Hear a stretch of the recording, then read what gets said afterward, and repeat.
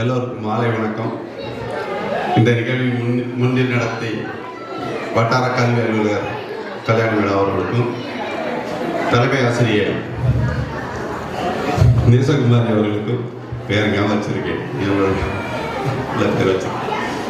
மற்றும் ஆசிரியர் பெருமக்களுக்கும், இங்கே அமர்ந்திருக்கிற பெரியோர்களுக்கும், என் உறவான தம்பி தங்கைகளுக்கும், அண்ணன்மார்களுக்கும், மழலை செல்வங்களுக்கும் என்னுடைய இனிய கிறிஸ்துமஸ் வாழ்த்துக்கள், புத்தாண்டு வாழ்த்துக்களும்.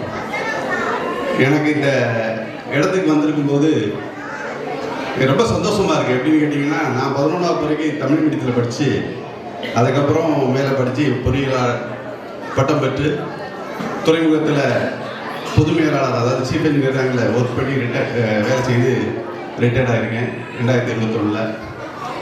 இந்த மாணவர்களை பார்க்கும்போது இந்த மாதிரி ஒரு அதாவது அரசு உதவிபெறும் பள்ளியில் சிறப்பாக இந்த விதத்தில் நடக்க ஒவ்வொரு விதமும் தனித்துவமாக இருக்குது.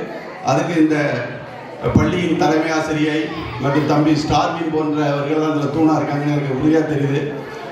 மிகவும் மகிழ்ச்சியாகவும் ரொம்ப மனநிறைவாக இருக்குது. இந்த நிகழ்வுக்கு வரும்போது இந்த ஸ்கூல் எத்தனை பிள்ளைகள் இருக்காங்களோ அப்படின்னு நிகழ்வு வரும்போது கொஞ்சம் மனசில் கேட்டுகிட்டே இருந்தேன்.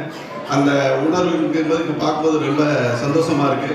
இந்த பிள்ளைகளுக்கு அரிய வாய்ப்பு. என்னுடைய வேண்டுகோளெல்லாம் தரமான தமிழ் கல்வி கொடுப்பதற்கு பள்ளியிலேயே எல்லாரும் போக சொல்லிட்டு இருக்காங்க. இந்த மாதிரி பள்ளி எல்லாரும் பார்த்துக்கோங்க. இங்கே இருக்க பெற்றோர்கள் உறவினர்களாக இருக்கீங்க, இந்த மாதிரி பிள்ளைகளை உங்கள் இந்த மாதிரி பள்ளியில் சேருங்க. உங்கள் பிள்ளைகள் தமிழ் வழியாக கற்றாலும் நல்ல வேலை கிடைக்கும், நல்லா வளருவாங்க. ஆங்கில கல்வி முகத்தில் கொண்டு போய் தள்ளாதீங்க. எங்களை பாருங்கள், நாங்கள்லாம் சில பேர் சொன்னாங்க தரமான கல்வி இல்லை, அதனால தான் நாங்கள் கொண்டு போய் ஆங்கில வழி கல்வியில் கொண்டு சேர்க்குறோம்னு எல்லாரும் பிதற்றுறீங்க. அந்த பிதற்றில் விட்டுட்டு தமிழ் வழி கல்வியில் உங்கள் பிள்ளையை படிக்க வைங்க, அதுதான் நல்லது. இன்னைக்கு முதுகலை பட்டத்தர ஆசிரியர்கள் பரீட்சை எழுதுனவங்களில் தேர்வில் 85,000 பேர் தமிழில் தேர்வாகவில்லை. இந்த நிலைமை நினைச்சு பாருங்க. ஆசிரியர் தகுதி தேர்வு கூட அவங்களால தமிழில் வெற்றி பெற முடியாத நிலைமை இருக்குது. இந்த கிராமத்துலலாம் உங்களுக்கு தெரியுமான்னு தெரியல. அதனால் இந்த அரிய வாய்ப்பு இந்த குழந்தைக்கு கிடைச்சிருக்குது. பிள்ளைகளே நல்லா கேட்டுக்கோங்க.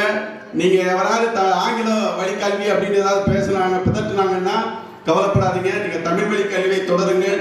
இன்னும் நிறைய பேர் இந்த பள்ளிகளில் நிறைய பேர் சேர்க்கணும். இந்த ஸ்கூலில் நிறைய ஸ்ட்ரென்த் வரும்னு நினைக்கிறேன். இப்போ பிள்ளைகளை கம்மியாக பார்க்கும்போது எனக்கு ஒரே ஒரு எல்லாம் நிகழ்ச்சி எனக்கு மனநிறைவை தந்தாலும் ஒரே ஒரு வருத்தம் என்னென்னா, இவ்வளவு தமிழ் வழி கல்வியில் பிள்ளைகள் கம்மியாக இருக்குது. எனக்கு கொஞ்சம் மனசு கஷ்டமாக இருக்குது.